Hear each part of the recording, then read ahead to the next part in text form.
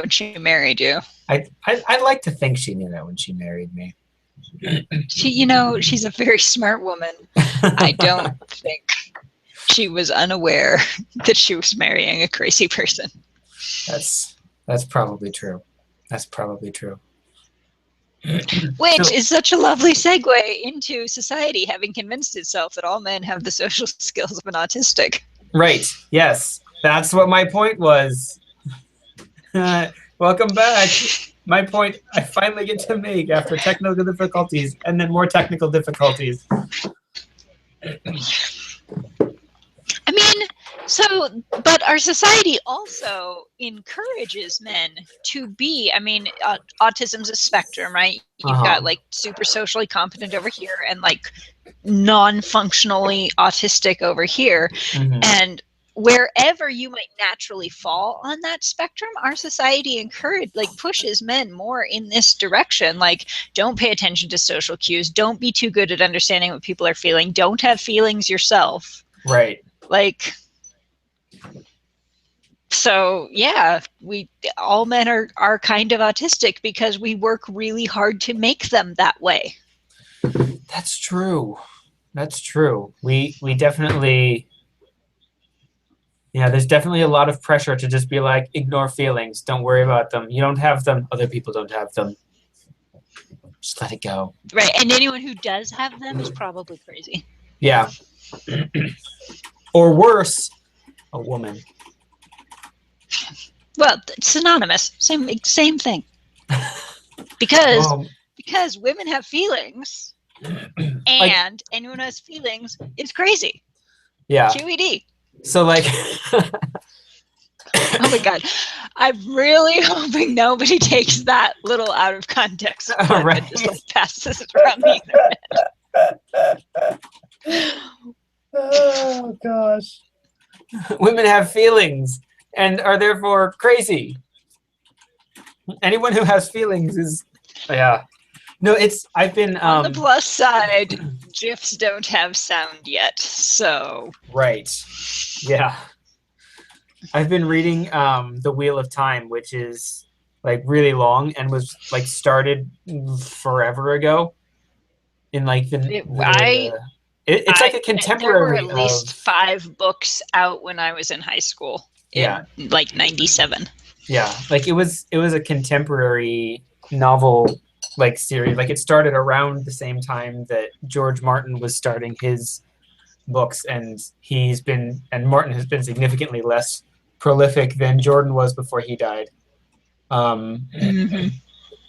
But like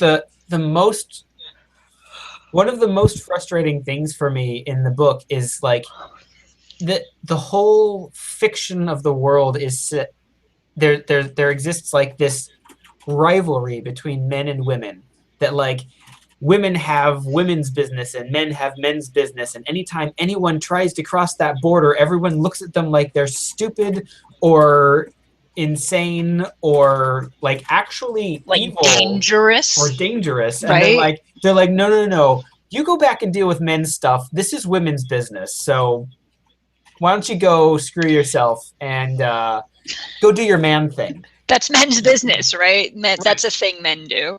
Right. And then like when women get involved in men's business, men are like, this is men's business, so why don't you go back to your women's circle and you deal with the women things. And it's like that is part of what I couldn't handle about that series. They both do that to each other, and I'm like, how do you ever get married and make babies? I mean, well, because we talked about the different styles of marriage.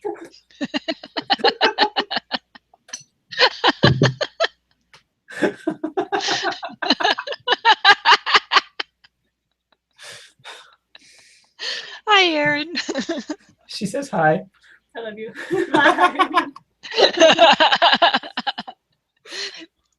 Just like if they hate each other so much.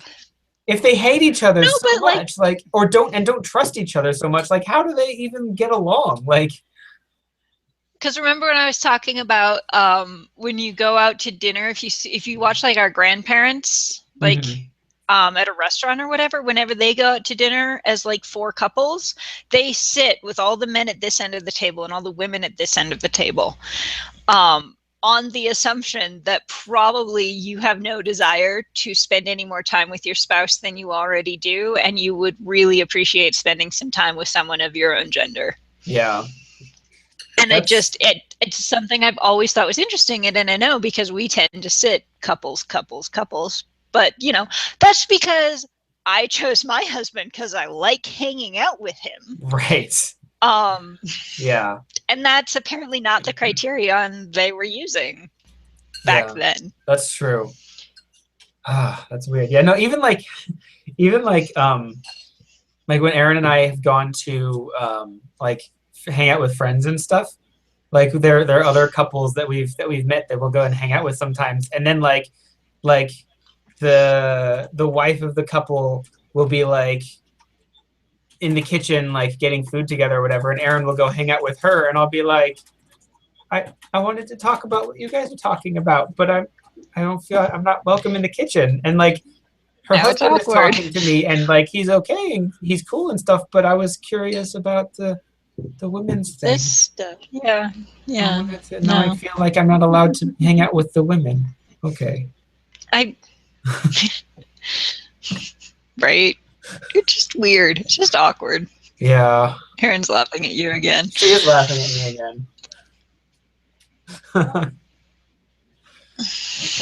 Come join us next time. Which is legit. But I don't want to feel like I'm ignoring the other people though. Just move closer then. Well, not in the kitchens aren't very large. Kitchens are only big enough to fit about 2 people, so it's right. Like, so once 2 people are in there, then you're full. Yeah. Although last week we hung out with a family. They had 6 kids, which like, I mean, I've known a family that had 13 kids, which is like the current record of like most kids in a family I've met. And I'm just like, babysitter was somewhere around there. Yeah, and I'm just like, I don't know how I would do with that. We lost you again. Oh, what? You're back. Okay. You're back. Okay, I'm back. Okay, so 13 kids, which was the record for what you've ever seen. Yeah, and I put like 6 kids, and I'm just like, I don't know how I would deal with that.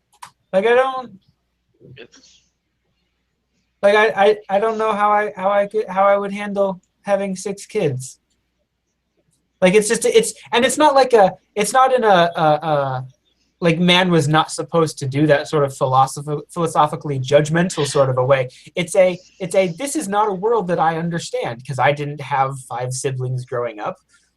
We had 6 people total in my family, which was few enough that kind of everyone could keep track of everybody else. But I think once you start getting to like, and get 5, some alone time, kids, like there's just sort of like every people all over the place doing their own thing at whenever and and always people like all the time. Right. Yeah. And I don't know. It's just it's interesting to think about, and like I was fascinated more than like terrified or appalled in this situation. Like I didn't even get very. How do you do that? Yeah, like I didn't even get very socially anxious during this because the whole time I was just sitting there being like, how are they doing this? This is cool. How does that even work? Like, I don't. This is a completely different worldview to me, and it's amazing. Yeah, and we had like a couple of the guys who were there. Like there was another couple that came as well, and so it was like 3 couples and then 6 kids from the one of them, and the 2 husbands were both fairly technical, and so we got to geek out. So that was the other reason. The other reason I was able to kind of not go crazy and like we ended up staying there for like 5 hours. It was crazy. Wow. Yeah. Wow. I was impressed. I must like them or something. That's good. But I'm not sure I would know. And also they're apparently airplane mode people, which is so important to find. Airplane mode people?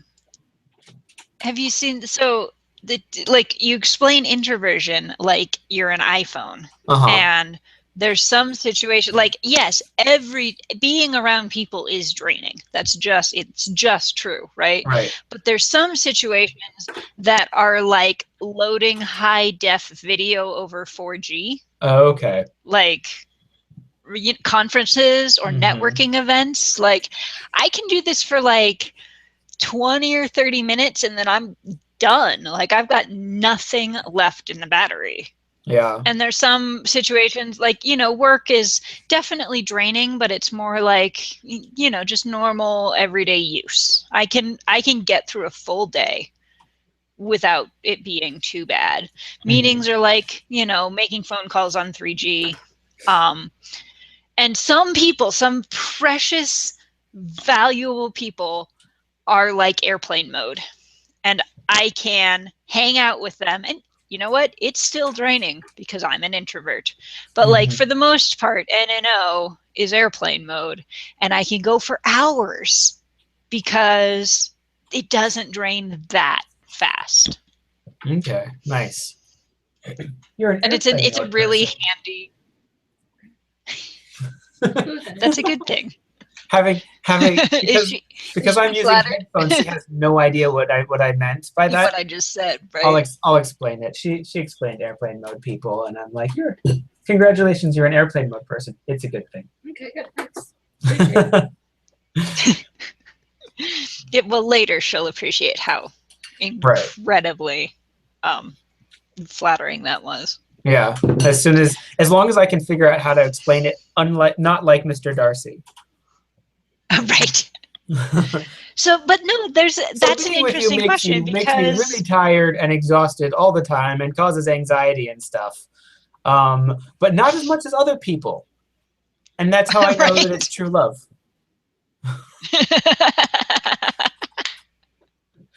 Let me know how that goes. I shall be curious. Yeah.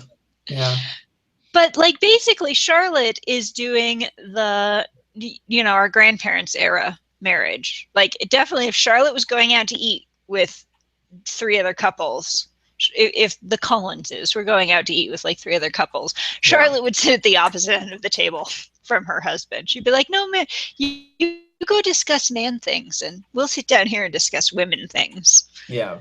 Whereas Elizabeth is hoping for I married you because I like him. And I think part of it, like, her position is financially unwise and practically unwise given her situation.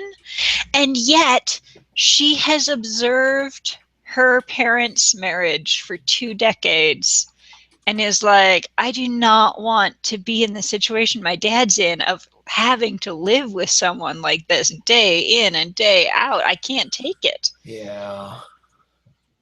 I think she's really determined not to repeat her father's mistakes. Like, it's better to grow old and like be alone and have cats than it is to live the way that her father does. But she can't afford cats. Right. Like, she can't buy food. I mean like the stray cats, like, for warmth. Okay, but she can't afford to feed the cats either. Yeah. I guess maybe she could train them to bring her rats and she could cook them. Like, that's what she's facing if she doesn't get married. And she's still determined to not repeat her father's mistakes. Yeah. And so then when Mr. Darcy, whom she hates more than possibly literally anyone on the face of the planet, and of course, he had enormously bad timing to show up to do this at the moment when she was most angry with him, out of all the times she's been angry with him. Right. She's like, no, on the list of people that I could enjoy living with for the rest of my life, you were at the very bottom. Yeah. Like, we have down here Lucifer, and then you. Yeah. Like, at the risk of losing Godwin's law, imagine if like Adolf Hitler proposed to you. And he's like, look, like, I hate these Jews and stuff, but like, I just can't get you out of my head. I have to marry you. Right. And you're like, oh gosh, that's awful. I'm not. No. No, Why? no, right? No. How could you think Thank that? you, I'm half but Jewish. no. How do you? Right. I'm half Jewish and I might be gay, and the other half is gypsy. Like, No. And that would still be do more you appealing do you than hear Mr. yourself? Darcy. Yeah. Oh my gosh. So yeah, that was exciting. It will Yeah. be fascinating to see where we go from here. I'm really, really interested actually to see. Like, I only like I held off because we were just doing the 2 chapters, so I held off to read the last one until like last night, and Uh-huh. and I really kind of wanted to keep reading because I'm like I want to know what happens after this. Like, Right. how does this pan out? So I'm very What's gonna curious. happen from here? Yeah. Well, because yeah, I think we're in that same situation that Elizabeth's in. Like, okay, what happens next? Hmm. Like, I really have no idea how you proceed after this, and Yeah. it will be fascinating to, especially since Mr. Darcy has such bizarre responses. You never know what he's going to do. Hmm. So it'll just be really fascinating to see what Mr. Darcy does now. Right. He's kind of inscrutable at times. Although, to be fair, it would have been equally bizarre if she had accepted him. Yes, it would have Like, been. the conversation they would be having today when they, like, show up and he says to Lady Catherine, so this is my fiance, Elizabeth Bennet. And Lady Catherine's like, no. Like, I don't think so. That doesn't sound right. I know about things like Right? this. If anyone in England knows about things like this, it's me. And I'm pretty sure It's that's not your me. fiance. Oh my gosh. Someone needs to write that. Alternate universe where Darcy comes in and he's like, so you must allow me to tell you how much I love and admire you. And she listens through it and she's like, no. And he's like, okay, but consider this. It would really piss off Lady Catherine. And Elizabeth's like, all right, when you put it that way, okay. You know what? I don't really have any better prospects, so So yeah, let's go with that. let's Just as long as it's clear that I hate you. Yeah. Look. I hate you. I do want to piss off Lady Catherine. So let's just, like, if we do get married, like do we have to be in the same room ever? Like, Right. I Let's mean, I negotiate. assume we'll Okay, have to right. have kids or So I'm something, gonna but get a like, room. Right. But there will be a minimum of what is required to have the kids. yeah. I get one room in. Let's say I get 3 rooms in the house. At least one of which is to be filled with books. Yeah. That you can't go in. Yeah, you will never be allowed in those rooms, like, ever. Even if I invite you in, you need to be like, okay, what's wrong? If I invite you in, Right. and maybe you don't actually come in still. Yeah. Actually, what I can really say, like, he's like, you must allow me, and she's like, no. And he goes away, and the next day, Colonel Fitzwilliam comes, and he's like, so, I want to bring up some things you might not have considered last night. And Elizabeth's like, okay. And he's like, you marrying Darcy would really piss off Lady Catherine. And Elizabeth's like, well, okay then. Yeah, Yeah. I'll do it. You make a good point. I hadn't thought of it that way. All right then. Okay. Hey. Yeah. That one's worth Someone needs to write that. That would be amazing. it. That would be funny. Interesting. Okay, cool. All right. So, yeah. Well, next week we'll see what happens. Yes. I'm eager to find out what happens next week. Let me see. And I'm wondering if maybe I should get like some Wheel of Time friends and like start doing this with the Wheel of Time, because like that's my audiobook on the commute. Because like I figure because I've got just about enough time. Oh, You I've just got, listen. yeah, I got just about enough time in my commute that I can cover one of those books in a month in listening Okay. to the audiobook. So like I've been doing that, and like I wonder if maybe I should like probably not weekly, but like because it takes longer for things to actually happen in But those about a books. month. But yeah. God, yes. One of my friends has started reading Les Miserables. Uh-huh. And so I'm thinking about doing something similar with her because that book is a slog and I'm really proud of her for picking it up. But that book is, oh my God, this Yeah. is coming from somebody who reads a lot of really like detailed books, and that book is hard to read. Yeah. I've actually gotten to the So, point where like, and I think it was George Martin that did this to me. Where I kind of enjoy just like way too many extra details. Cause like, mm-hmm. and So here's the fascinating thing about Les Miserables. What I mm-hmm. love, and it's such an interesting style. So you know the basic of the plot. Yeah. I mean, Um, I've listened to the musical like a lot. yeah, okay. So the way he does things is like he describes everything there is to know. Like it's I don't even know. Like a quarter inch of character sketch of Jean Valjean, so that you know this character so well you can perfectly describe what he would do in any given situation. Like you'd be like, so if he were taken into somebody's house and left unsupervised with the silver, you would be like, he would take the silver and run because you know him perfectly well. Mm-hmm. And then he drops Jean Valjean from your attention entirely, and he describes the bishop in such excruciating detail and background and like 3/8 of an inch of character sketch that you know him perfectly, and you can describe in any situation exactly what he would do in that situation. Mm-hmm. And then they intersect each other, but it's like he has described the vectors of these things so well he doesn't need to tell you what happens. Like you Right. know what's going to happen because you know both of them so well. Hmm. And it's an interesting way to tell a story. Yeah.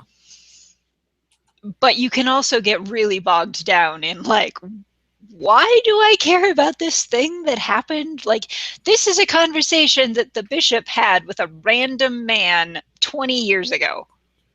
Yeah. Why are we talking about it? I'm so confused. Yeah. That's cool. That's interesting. All right, Yeah. so I'm looking like skimming ahead. I think we should also do 2 chapters next week. Okay. Just because, I mean, to be honest, we're still on the thing. Yeah. And I think 2 chapters is about is kind of the end of the thing. Okay. Sweet. Okay. Sounds good. So Let me check my calendar, and we need to figure out if we're on the hour or the half hour. Okay. Although, you know, it worked reasonably well.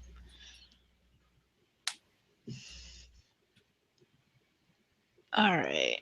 Next week is the 12th. So I'm fine either way. What's your preference? Earlier. All right. So 5:30 my time. Yep. And 9:30 mine. Cool.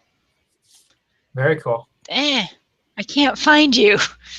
The tab, like I don't, what, 7 tabs open, and I can't figure out which one's you. Nice. Cool. All right, Well, cool. then I will see you in a week. Have a good week.